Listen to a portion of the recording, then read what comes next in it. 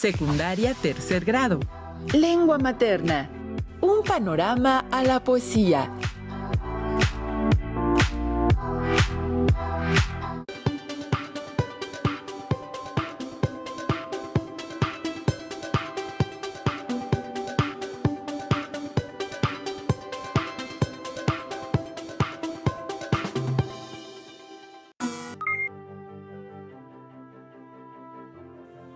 ¡Qué gusto saludarlos! Les doy la más cordial bienvenida a todas y todos a la Estrategia Aprende en Casa 2, diseñada para el ciclo escolar 2020-2021. Soy la profesora Erika Argüelles y espero que esta sesión resulte enriquecedora para ustedes, alumnas y alumnos de lengua materna de tercer grado de secundaria. Antes de iniciar, les recuerdo que debemos de seguir cuidándonos, lavando frecuentemente nuestras manos con agua y abundante jabón, usando cubrebocas y mantener la sana distancia. La salud es primero. Además, ¿ya hicieron algo de actividad física? Recuerden aplicar lo aprendido. Antes de finalizar la sesión, les propondré llevar a cabo un reto que les ayudará a consolidar lo que hemos estudiado. Esta sesión, que se titula Un panorama a la poesía, busca responder al aprendizaje esperado, reconoce el contexto histórico y social de la poesía dentro de un movimiento literario. Y, específicamente, nuestro propósito es analizar las principales causas por las que surge el movimiento literario en cuestión. Los materiales que deben tener a la mano en esta sesión, un panorama a la poesía, son los siguientes: cuaderno, bolígrafo y su libro de texto. Les recomiendo que en la medida de lo posible tomen notas de las dudas, inquietudes o dificultades que surjan durante el planteamiento de los aprendizajes. Una vez que hayan registrado sus dudas, pueden acudir a su libro de texto para que consulten y reflexionen más acerca de los contextos históricos y sociales en los que surge la poesía dentro de un movimiento literario. Habrán escuchado que las obras literarias, los poemas, las novelas, las obras de teatro están relacionadas con el contexto histórico y social en el cual se produjeron. Es decir, que las escritoras y los escritores crean su obra influidos por el mundo en el que viven. Las novelas del realismo, por ejemplo, como Naná en Francia o La Regenta en España, buscaban denunciar las situaciones de injusticia que existían en el mundo, en un momento en que se llevaban a cabo revoluciones y luchas contra el poder. Por eso, para saber por qué surge un movimiento literario, es importante ubicar su contexto histórico y social, así como los acontecimientos más sobresalientes de distintos ámbitos que tuvieron lugar en ese momento. Analizaremos las características de los movimientos o estilos que precedieron al movimiento que estudiaremos en esta sesión, así como los que ocurrieron después, para conocer el legado que dejó en artistas que vinieron después. Además, el contexto y los movimientos anteriores y posteriores, es importante detenernos en el estilo mismo de la poesía y en sus temas más sobresalientes, así como en las temáticas abordadas por los autores, las normas de escritura y los recursos de lenguaje empleados recurrentemente en las creaciones literarias. Los movimientos literarios más sobresalientes son época clásica, barroco, neoclasicismo, romanticismo, simbolismo, modernismo, vanguardismo, posvanguardismo, posmodernismo. A mí me parece muy interesante que la vida y la literatura estén tan relacionadas. ¿A ustedes qué les parece? ¿Conocen alguna obra literaria, novela, cuento, poema, obra de teatro que plasme una situación actual?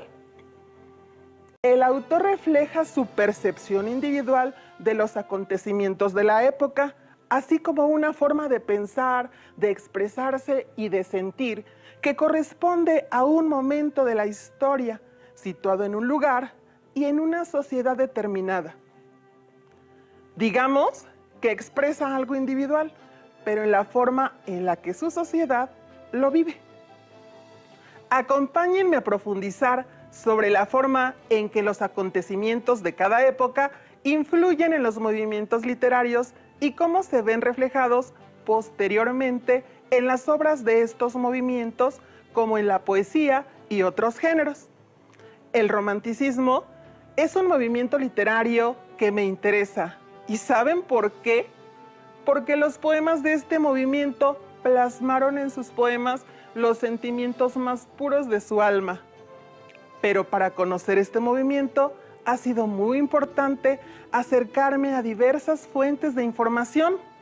Entonces, si a ustedes les interesa conocer un movimiento literario, les recomiendo que lean algunas de las principales obras de la época en que se desarrolló y que conozcan la biografía de los autores que sean de su interés, así como de los autores más sobresalientes de cada época. Otra actividad importante consiste en analizar el contexto histórico y social del movimiento, saber qué estaba pasando en el lugar donde se desarrolló o en otros lugares del mundo, si es que lo influyeron, así como los temas abordados en la poesía.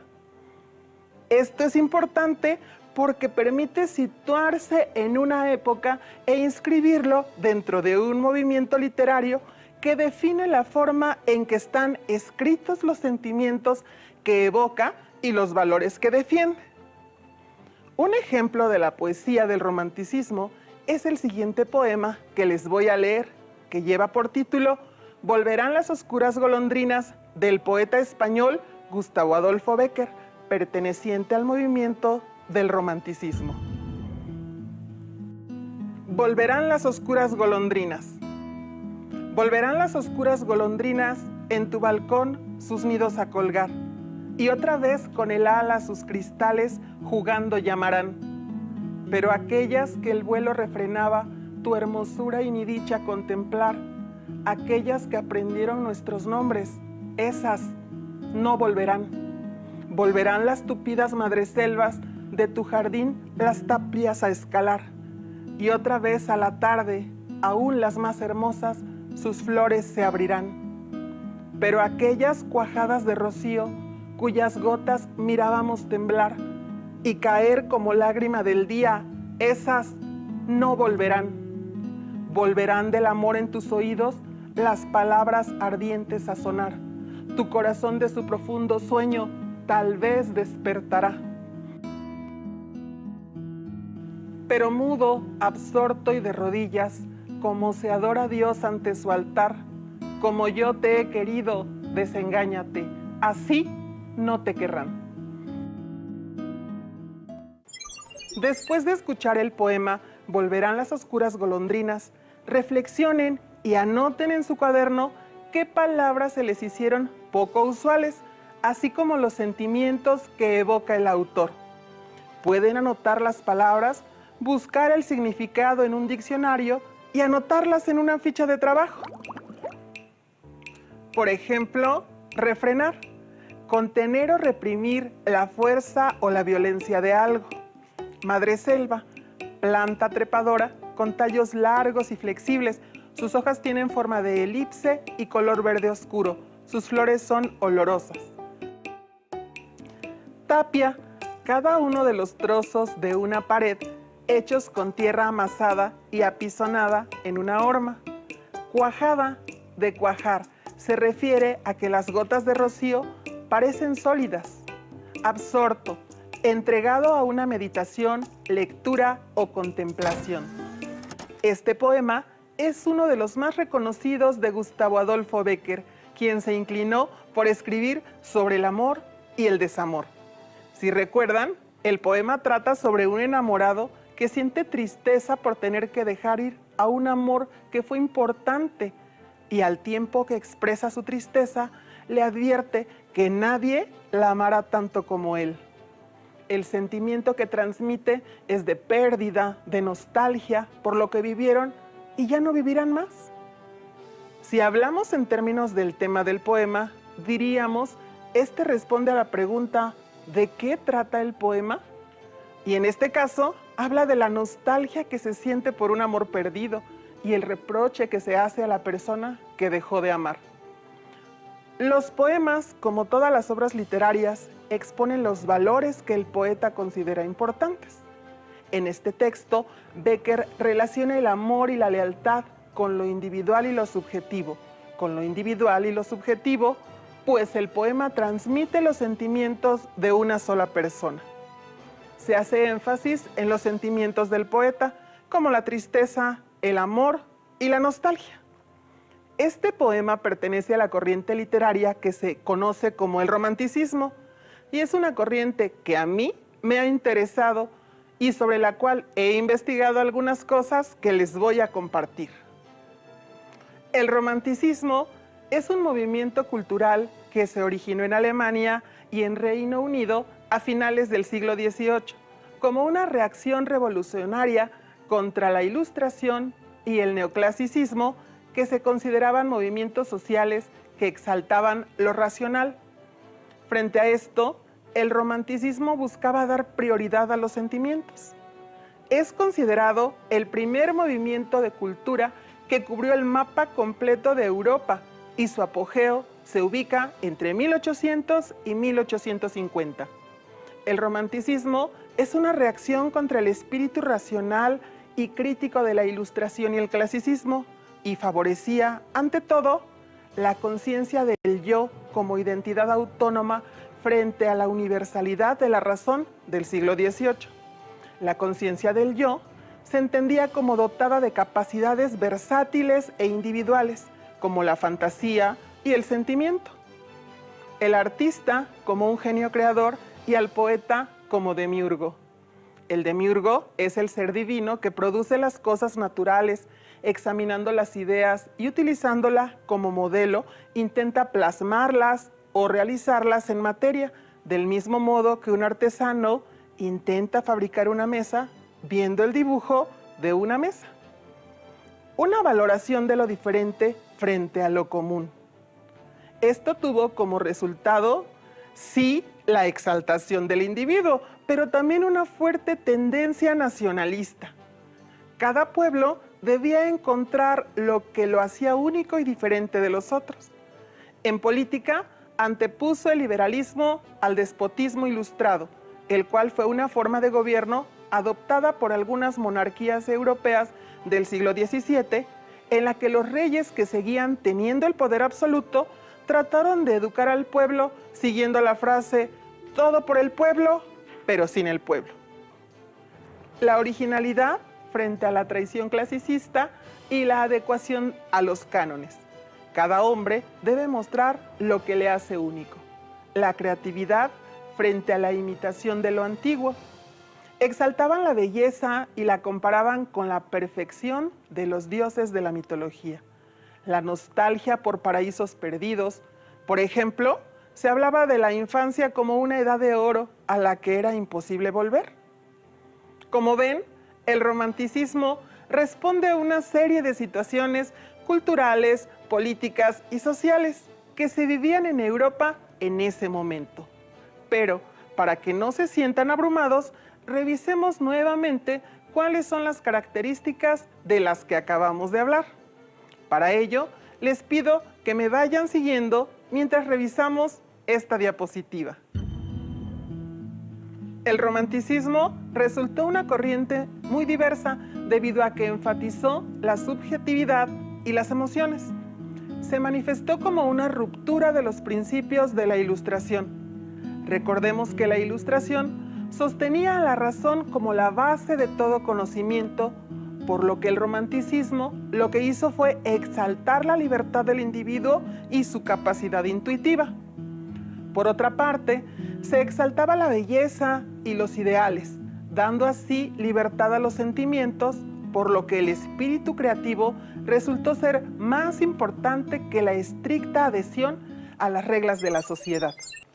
Por eso decimos que el romanticismo se caracterizó por el rechazo al neoclasicismo y a la ilustración. Estas corrientes políticas y artísticas valoraban la lógica, la razón y la objetividad, lo que rápidamente se tradujo en la estandarización de formas y contenidos, es decir, que todo se hiciera de acuerdo con un modelo y se perdiera la originalidad y la individualidad. La exaltación de los sentimientos y la subjetividad, en consecuencia, el centro del romanticismo giró en torno a la exaltación de los sentimientos, la subjetividad, lo que permitió la liberación de los artistas y del arte. La rebeldía ante las reglas del arte y la literatura. Los artistas del romanticismo se opusieron a la rigidez del academicismo, de lo que se decía en las academias y las escuelas que debía ser, y liberaron el arte de las reglas, lo que favoreció la explosión de la creatividad artística, el culto del yo y del individualismo. Si antes el artista debía crear en función del encargo y limitarse a las intenciones del mecenas o de quien pagara la obra, con esta nueva libertad el artista podía centrarse en la individualidad, en expresarse libremente. La valoración de la originalidad. La originalidad se volvió un criterio de valoración artística, por lo que se dejó atrás la idea de que el arte debía responder a la tradición, continuarla o perfeccionarla. La sublimidad frente a la idea de belleza clásica, austera, ordenada y equilibrada. El romanticismo antepuso la idea de sublimidad, según la cual puede hallarse la belleza en lo terrible e incómodo, en aquello que, aunque no es placentero, mueve a los sentimientos, turba y conmueve. La exaltación de la fantasía. El movimiento romántico se caracteriza por dar rienda suelta a las fantasías, los sueños, lo sobrenatural y la provocación, tanto en las expresiones artísticas como en la literatura. La nostalgia por el pasado. Al ser un movimiento crítico con su contexto sociocultural y con el neoclasicismo, el romanticismo desarrolló una nostalgia por el pasado, al que veían como un tiempo mejor. El interés en la Edad Media y el Barroco. La Edad Media, especialmente la que coincidió con el arte gótico, fue para los románticos el símbolo de la espiritualidad y la mística, por lo que acudieron con frecuencia a ella como inspiración o como tema. El barroco, por su parte, representaba la libertad compositiva, la liberación de las emociones, los efectos y la exuberancia, lo que era muy afín con los propósitos creativos y expresivos del romanticismo. El interés de lo exótico. El romanticismo busca la ruptura con la tradición occidental en lo exótico, es decir, en las culturas de otras tierras a las que idealizaban muchas veces bajo el paradigma del buen salvaje. Por ejemplo, el orientalismo y la figura idealizada de los habitantes de tierras americanas. El interés en los temas y culturas populares. Otra fuente de nostalgia por el pasado se expresó en el interés por rescatar la sabiduría popular, el folclore y las leyendas, lo que imprimió en el romanticismo un fuerte énfasis al sentimiento nacionalista. El nacionalismo. El nacionalismo fue para los románticos la expresión del yo colectivo y se relacionaba estrechamente con la proliferación de los estados nacionales en el paso del siglo XVIII al siglo XIX. Su énfasis no estaba en la institucionalidad como tal, sino en la identidad del pueblo. La valoración de las lenguas vernáculas. En el romanticismo, las lenguas vernáculas, las propias de cada país, cobraron gran importancia, ya que se volvieron un arma de expresión nacionalista. las literaturas nacionales gozaron de una extraordinaria difusión, lo mismo que la música, y en esta última destacaron justamente las óperas en lengua nacional, lo que desafiaba la tradición que obligaba a escribirlas en italiano. Temas del romanticismo. Entre los temas más frecuentes de este periodo se encuentran el amor, la pasión y la emoción, la nación, la historia y el pueblo, la religión, las mitologías y la espiritualidad, el imaginario fantástico medieval, el orientalismo y el mundo aborigen, la muerte con énfasis en el suicidio, el paisaje como metáfora del mundo interior del sujeto. Asimismo, la literatura del romanticismo se caracterizó por el uso de diversos recursos estilísticos, como exclamaciones, palabras populares y cultas, adjetivos o símiles. El fuerte idealismo. Este movimiento fue extremadamente idealista, no solo a nivel artístico, sino político y social. No era extraño que los artistas del romanticismo se involucraran con causas políticas o movimientos espirituales diversos. ¿Qué les pareció el romanticismo? A mí me gusta porque se enfocó en lo relativo a los sentimientos y las emociones. Me parece interesante que haya sido un movimiento que influyó no solo en la literatura y el arte en general, sino también en la vida política y social de muchos pueblos de Europa y hasta de América Latina, a donde llegó a través de los países que todavía eran colonias europeas. Eso lo vuelve para mí uno de los movimientos artísticos más interesantes.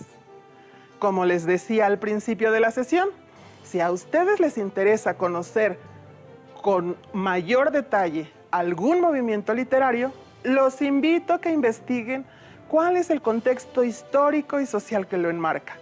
Además, elijan a 2 o 3 de sus autores más representativos y también seleccionen y lean algunas de sus obras para que puedan identificar alguna de sus características. Si observan las que hemos mencionado del romanticismo, pueden tomar otro movimiento y reflexionar con cuáles de ellas se relacionan. La lectura de algunos poemas de un movimiento literario específico, por un lado, y el estudio del contexto histórico en el que se escribió, por el otro, les ayudará a comprender mejor el poema, así como identificar el tema que se trata y analizar el uso del lenguaje y los valores que promueve. Cuando estén realizando estas tareas, también pueden consultar su libro de texto, así como otros trabajos de investigación que ya hayan realizado al respecto. Pero para cerrar esta conversación y para seguir ampliando nuestro conocimiento en este movimiento, acompáñenme a escuchar otro poema representativo del romanticismo de la autora Rosalía de Castro. Está escrito originalmente en gallego, que es una lengua que también se habla en España. La versión al español es del poeta Juan Ramón Jiménez. Negra sombra. Cuando pienso que te fuiste, negra sombra que me asombras, al pie de mis cabezales, tornas haciéndome mofa.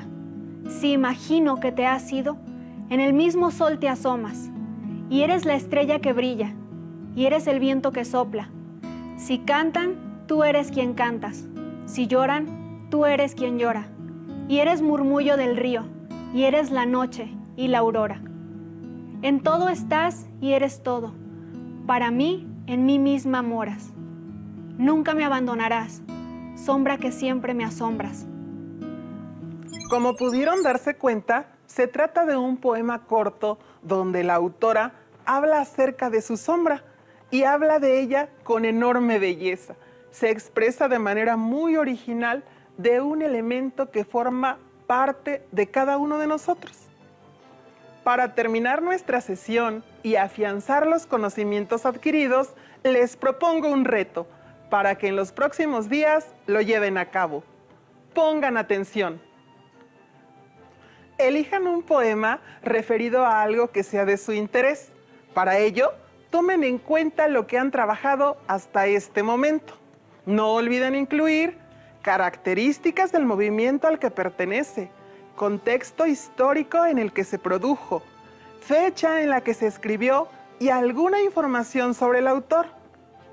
Temas que se tratan en el poema, análisis del lenguaje figurado y figuras retóricas, sensaciones, emociones, sentimientos que te produjo el poema. ¿Listo? ¡Terminamos! Pero aún nos queda mucho por explorar y descubrir, así que nos vemos pronto aquí en Aprende en Casa 2. ¡Hasta la próxima! Si tienes dudas o necesitas ayuda, llama al Centro de Apoyo Pedagógico a Distancia